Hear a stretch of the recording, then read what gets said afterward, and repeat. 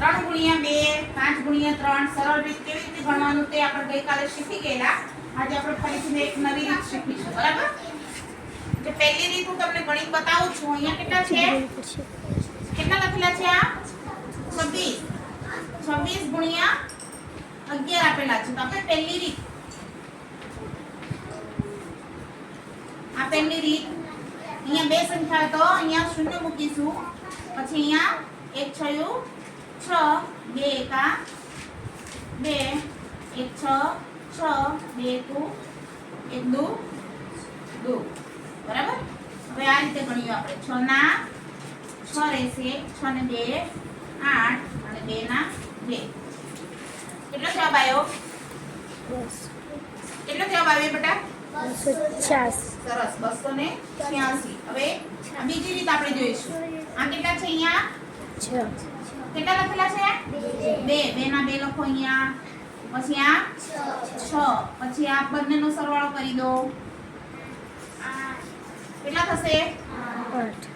જવાબ સરખો આવ્યો. કેટલો જવાબ આવ્યો? 286. બોલો જોરથી. કેટલો જવાબ આવ્યો? 286. હજી જોરથી. 286. હવે આ બંનેમાં સરળ રીત તમને કઈ લાગે છે? પહેલી રીત કે બીજી રીત? કઈ લાગે છે? બીજી રીત. સરસ. ચલો પારેખો બનાવી જાઓ. બીજો દાખલો ગણી બતાવો. બીજો દાખલો કરો.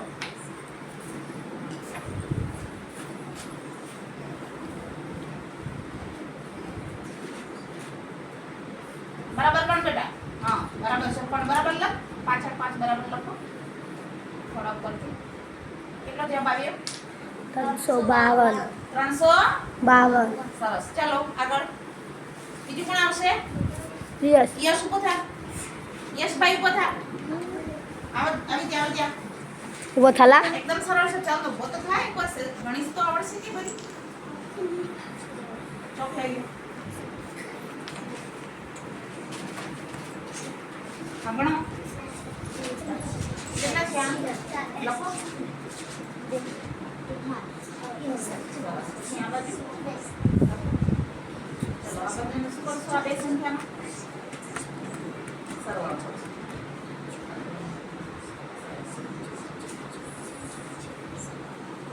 કેટલો જવાબ આવ્યો? ખટ્ટો. જોરથી બોલી ગયા. બાજુ ફરી જવાબ આમ કરી. કેટલો જવાબ આવ્યો? બોલ. જોરથી બોલ. નીચે ના જ ઉપર જો. 400 ને જોરથી બોલ. 400 સરસ. ચાલો યશ માટે તાળી. શર્મા તો પણ ચલો આગળનો દાખલો કોણ ગણશે? યસ. પ્રિયેશભાઈ આવી ગયા.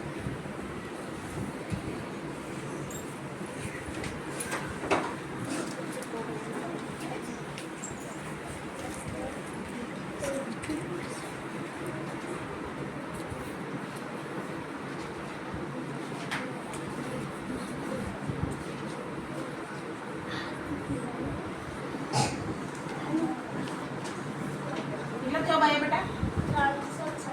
બોલી ગયા. કેટલો જવાબ છે બેટા? 396. દાખલો સાચો છે કે ખોટો? તો પ્રોત્સાહન આપો પ્રિયેશભાઈને. ચાલો એક દાખલો બાકી. કુલદીપભાઈ ગણી કાઢો.